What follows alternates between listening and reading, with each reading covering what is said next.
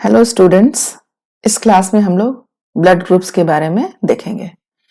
तो ऐसे तो देखने में ब्लड ग्रुप्स कई हैं ऑल ओवर द वर्ल्ड, लेकिन हमारे एनसीईआरटी में सिर्फ दो के बारे में डिस्क्रिप्शन है। तो इसी दो के बारे में हम लोग स्टडी करेंगे। सबसे पहले एबीओ ब्लड ग्रुप है, और इससे पहले मैं बता दूं कि ब्लड ग्रुप के बारे में स्टडी करने वाले जो साइंटिस्ट हैं वो कार्ल लैंडस्टीनर थे।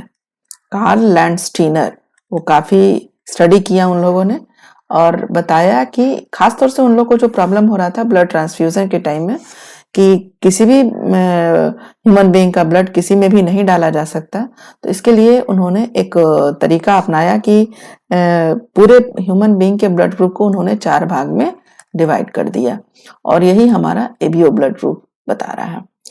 तो डिटेल्स जानने के पहले हम लोग सबसे पहले इस टेबल का स्टडी करेंगे और उसके बाद लाइन बाय लाइन एनसीईआरटी देख लेंगे।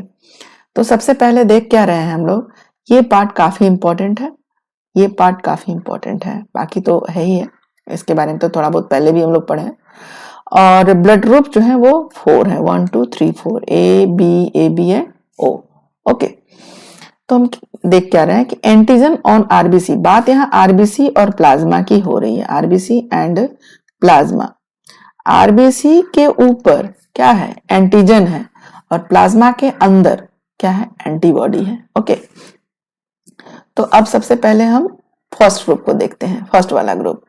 अगर ब्लड ग्रुप ए की बात करें तो आरबीसी के ऊपर क्या है, एंटीजन ए। चलो ठीक है, हम लोगों ने एंटीजन ए सिंबॉलिकली यहाँ पे मैं एक्सप्लेन कर रही हूँ, तो एंटीजन ए बनाया, तो इसके प्लाज्मा में क्या मिलेगा, एंटीबॉडी बी मिलेगा। तो चूंकि ये ब्लड ग्रुप ए है तो इसको कौन दे सकता है, ए, और कौन दे पाएगा, कौन डोनेट कर पाएगा, ओ। ओके, अब आते हैं सेकंड ग्रुप की तरफ। ये फर्स्ट ग्रुप था, अब सेकंड ग्रुप की तरफ आते हैं।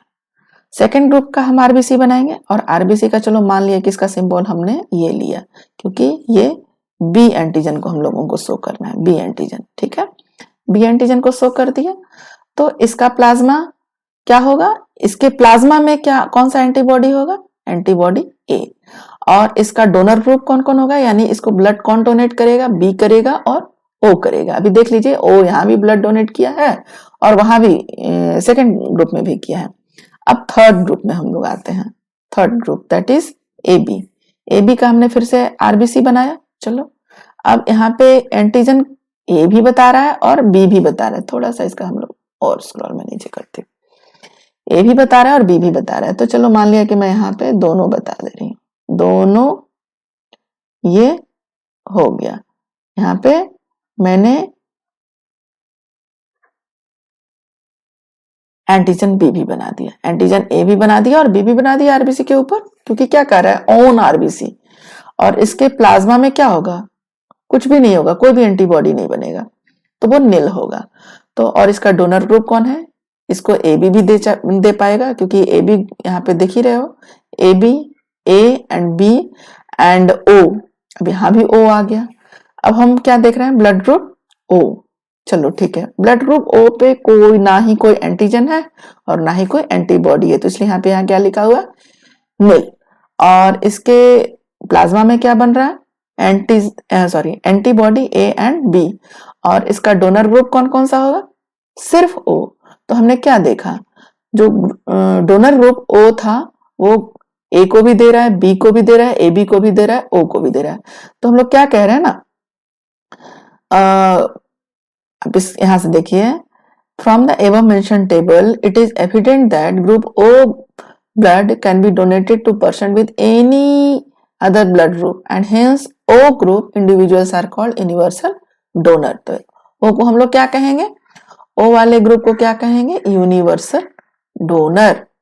अब आता है आपका persons with AB group can accept blood from person with AB as well as other group of blood। AB क्या कर रहा है, AB से तो लेगा ही, बाकी सबसे वो ले रहा है, तो उसको हम लोग क्या कहेंगे, यूनिवर्सल रेसिपिएंट। लेकिन इसके पहले हम लोगों ने ये पार्ट को नहीं देखा था, तो इसको भी देख लेंगे अभी अभी हम लोग। ये टेबल समझने के बाद ये समझना आसान हो जाएगा हम लोगों के लिए। So ABO grouping is based on the presence और absence of two surface antigens antigen क्या है? Chemical that can induce immune response on the RBC. कहाँ हो रहा है ये? आरबीसी। पहले मैंने क्या बनाया? आरबीसी के ऊपर बनाया ना, आप देखिए आरबीसी के ऊपर मैंने सबसे पहले वाले में एंटीजन ए बनाया था, फिर बी बनाया, फिर ए बी वाले में दोनों बना दिया और ओ वाले में नील कर दिया। ओके, आगे देखते हैं। The distribution of antigen and antibody in the 4 groups of blood, that is A, B, AB and O, are given in table, जिसका कि अभी हम लोग स्टडी किया। You probably know that during blood transfusion, शायद आप लोग जानते हो, ये कह रहा है, हो सकता है कि आप लोग में से कई के पेरेंट्स डॉक्टर हों या फिर उस माहौल में रहे हो तो जानते हो। तो ब्लड ट्रांसफ्यूजन के दौरान any blood can not be use, कोई भी ब्लड नहीं यूज कर सकते हम लोग। तो क्या करेंगे? We will have to carefully match that. हाँ, उसको हम लोग मैचिंग करेंगे, okay, with the blood of recipient, जिसको हम लोग दे रहे हैं उसके ब्लड के साथ जो देने वाले का ब्लड है वो मैच किया जाता है। ट्रांसफ्यूजन, उसको ब्लड डोनेशन, यहाँ पे जो एक टर्म निकल के आ रहा है उसको क्या कह रहे हैं? ट्रांसफ्यूजन कह रहे हैं। क्यों? To avoid severe problem of clumping. Clumping एक नया वर्ड है। क्लम्पिंग हम लोग देख लेते हैं, कभी कभी क्वेश्चन पूछता है क्लम्पिंग। क्लम्पिंग मतलब डिस्ट्रॉय ऑफ आरबीसी। आरबीसी वहां पे डिस्ट्रॉय हो जाता है अगर आप ब्लड जो है वो कंपेटेबल नहीं रहा। So the donors compatibility is seen here. Donor compatibility होनी चाहिए, यानी कि ए को ए और ओ देगा, बी को बी और ओ देगा, ए बी को ए बी एंड ओ देगा। और आप देख ही रहे हो ये यूनिवर्सल एक्सेप्टर है, और ओ को सिर्फ और सिर्फ ओ देगा। तो यहाँ पे universal donor O, universal recipient A B. अब आते हैं हम लोग दूसरे टॉपिक में, आरएच ग्रुपिंग। ब्लड का ही दूसरा जो एनसीईआरटी ने मेंशन किया है वो है आरएच ग्रुपिंग। ओके, अब आता है अनदर एंटीजन। उस टाइम में हम लोग ए बी एंटीजन देख रहे थे, अब इस बार हम देखेंगे आरएच एंटीजन को। It is similar to one present in rhesus monkey. एक मंकी था जो रिशस नाम था उसका, और इसी से आरएच को लिया गया है, आरएच। ठीक, हम देख रहे हैं उसका फर्स्ट 2 लेटर क्या है? आरएच है, हेंस आरएच। ओके, आगे देखते हैं। It is also observed on the surface of RBC of majority, nearly 80% of humans. कहाँ पे ऑब्जर्व किया गया? अगेन इसको ऑब्जर्व किया गया आरबीसी के ऊपर। हाँ, ये आरबीसी है हमारा, और इसी के ऊपर आरएच को ऑब्जर्व किया गया। लगभग कितने परसेंट ह्यूमन बीइंग में? 80% में। आगे बढ़ते हैं। सच इंडिविजुअल जिसमें आरएच हो उसको आरएच पॉजिटिव कहेंगे, और those in home this antigen is absent, जिसमें ये एंटीजन ना हो उसको क्या कहेंगे? आरएच नेगेटिव कहेंगे। आगे देखते हैं। An Rh negative person, if exposed to Rh positive blood, will form specific antibodies against the Rh antigen. अब देखिए बड़ा ही इंटरेस्टिंग, अगर कोई Rh नेगेटिव पर्सन है और उसको एक्सपोज करा दिया जाए, उसको दे दिया जाए Rh पॉजिटिव, तो क्या करेगा ना, इसके बॉडी में Rh पॉजिटिव के अगेंस्ट एक एंटीबॉडी बनेगा। एंटीबॉडी बनेगा। ये एंटीबॉडी क्या होगा? बहुत ही हार्मफुल होगा। किसके लिए? इसके लिए। आरएच नेगेटिव में एंटीबॉडी बनेगा इसके अगेंस्ट, तो वो हार्मफुल होगा। So therefore RH group should also be matched before transfusion. तो एक तो पहले हम लोग ए बी ओ ये सब मैच कर रहे थे, अब इस बार हम लोग को क्या बता रहा है? RH भी मैच करना पड़ेगा। So a special case of RH incompatibility, that is mismatching, has been observed between RH negative blood of pregnant mother with RH positive blood of fetus. ये बड़ा ही important part है NCERT का, इससे हमेशा लगभग क्वेश्चन आते हैं और बच्चे कंफ्यूज भी होते हैं। तो यहाँ से मैं फिर से बता रही हूँ, आप फिर से देखिए। A special case of RH incompatibility, that is mismatching, has been observed where RH negative blood of a pregnant mother with RH positive blood of the fetus. Okay, मतलब जो प्रेग्नेंट मदर के मॉम में जो बच्चा है, RH antigen of the fetus don't get exposed to the RH negative blood of the mother in first pregnancy as the two bloods are well separated by placenta. होता क्या है आप देखिए यहाँ पे, मान लिया कि ये मदर बॉडी है और उसके अंदर फीटस है। फीटस का ब्लड कैसा है, RH पॉजिटिव है, और मदर का क्या है, RH निगेटिव है।